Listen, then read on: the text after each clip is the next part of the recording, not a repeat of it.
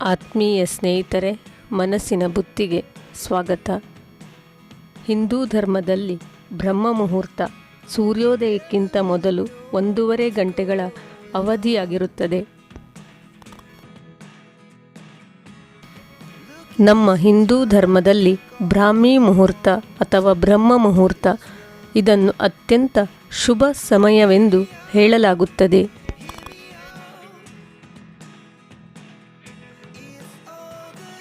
ಈ ಸಮಯದಲ್ಲಿ ಧ್ಯಾನ, ಯೋಗ, ಜಪ, ಪೂಜೆ ಮುಂತಾದವುಗಳನ್ನು ಮಾಡುವುದರಿಂದ ಹೆಚ್ಚಿನ ಫಲದಾಯಕವಾಗಿದೆ.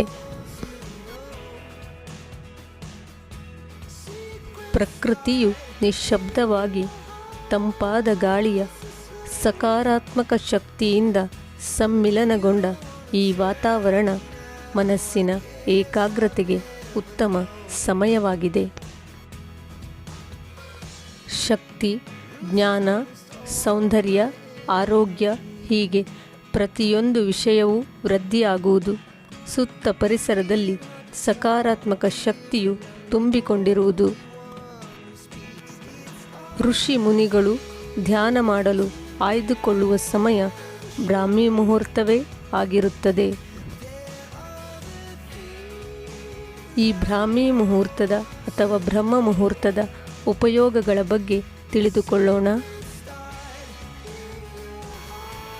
ಈ ಸಮಯದಲ್ಲಿ ನಮ್ಮ ಇಡೀ ಪರಿಸರವು ಸಕಾರಾತ್ಮಕ ಶಕ್ತಿಯಿಂದ ತುಂಬಿಕೊಂಡಿರುವುದರಿಂದ ಈ ಶಕ್ತಿಯು ನಮ್ಮೊಳಗಿನ ಶಕ್ತಿಯೊಂದಿಗೆ ಸಂಬಂಧವನ್ನು ಹೊಂದುತ್ತದೆ. ಇದರಿಂದ ನಮ್ಮಲ್ಲಿ ಒಳ್ಳೆಯ ಆಲೋಚನೆಗಳು, ಉತ್ಸಾಹ ಇಮ್ಮಡಿಯಾಗುತ್ತದೆ. ಜೀವನದಲ್ಲಿ ಸಂತೋಷವನ್ನು ಪಡೆಯಲು ಈ ಬ್ರಾಹ್ಮಿ ಮುಹೂರ್ತವನ್ನು ಉಪಯೋಗಿಸಿಕೊಳ್ಳಬಹುದು.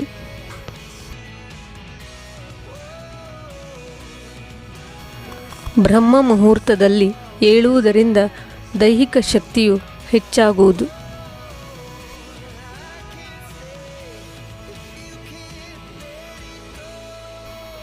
ಉತ್ತಮವಾದ ಆರೋಗ್ಯ, ಜ್ಞಾನ, ಬುದ್ಧಿವಂತಿಕೆ, ದೇಹವು ಸದೃಢವಾಗುವುದು. ಮಾನಸಿಕ ಒತ್ತಡ, ನಿದ್ರಾಹೀನತೆ, ವಿವಿಧ ಮಾನಸಿಕ ಕಾಯಿಲೆಗಳು ದೂರವಾಗುತ್ತದೆ.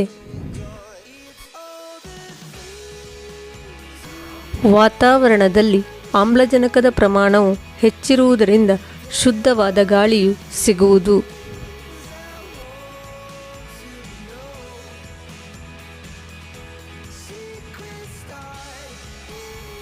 ದೇವರ ಆರಾಧನೆಗೆ ಇದು ಒಳ್ಳೆಯ ಸಮಯ. ಪರಿಸರ ಮಾಲಿನ್ಯ ಮುಕ್ತವಾಗಿರುವುದು.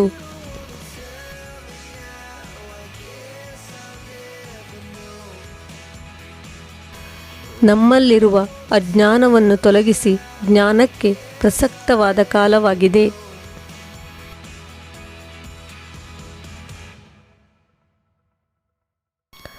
ಈ ಸಮಯದಲ್ಲಿ ಧ್ಯಾನದಿಂದ ಏಕಾಗ್ರತೆಯನ್ನು ಸಂಪಾದಿಸಬಹುದು. ನೆನಪಿನ ಶಕ್ತಿಯನ್ನು ವೃದ್ಧಿಸಿಕೊಳ್ಳಲು, ಅಧ್ಯಯನ ಮಾಡಲು ವಿದ್ಯಾರ್ಥಿಗಳು ಅಭ್ಯಾಸ ಮಾಡಿಕೊಳ್ಳಲು ಒಳ್ಳೆಯ ಸಮಯವಾಗಿದೆ. ನಮ್ಮಲ್ಲಿರುವ ಜ್ಞಾನ ನೇತ್ರವನ್ನು ಸಕ್ರಿಯಗೊಳಿಸಬಹುದು. ಇಂದಿನ ಈ ವಿಡಿಯೋ ನಿಮಗೆ ಉಪಯುಕ್ತವಾಗಿದೆ ಎಂದು ಭಾವಿಸುತ್ತೇನೆ. ಇಷ್ಟವಾಗಿದ್ದಲ್ಲಿ ಪ್ಲೀಸ್ ಲೈಕ್ ಮಾಡಿ, ಶೇರ್ ಮಾಡಿ, ಸಬ್ಸ್ಕ್ರೈಬ್ ಮಾಡಿ.